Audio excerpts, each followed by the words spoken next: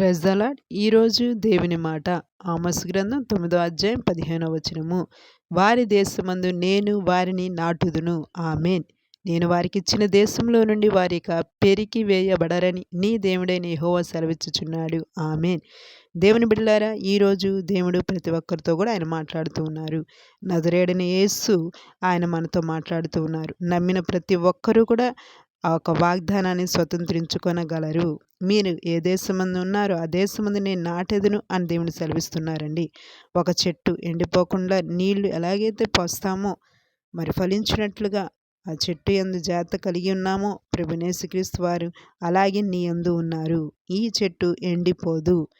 ప్రభువైన యేసుక్రీస్తు వారు ఆయన కృపలో నిన్ను నాటారు.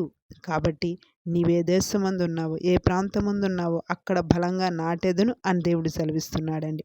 ఎవరు కూడా నిన్ను తీసివేయలేరు అని దేవుడు సెలవిస్తుండగా నీకు విరోధంగా రూపింపబడిన ప్రతి క్రియ, ప్రతి అడ్డుగోడ అది పడగొట్టబడునుగాక. ఈరోజు ఈ వాక్కు ప్రకటన చేయుచుండగా నమ్మండి, విశ్వసించండి. దేవుని హస్తం బలంగా ప్రతి విషయంలో కూడా మిమ్మల్ని నాటునుగాక. ఆమేన్. మీరు కూడా విశ్వాసంతో ఆమేన్ పలకండి. ఆమేన్.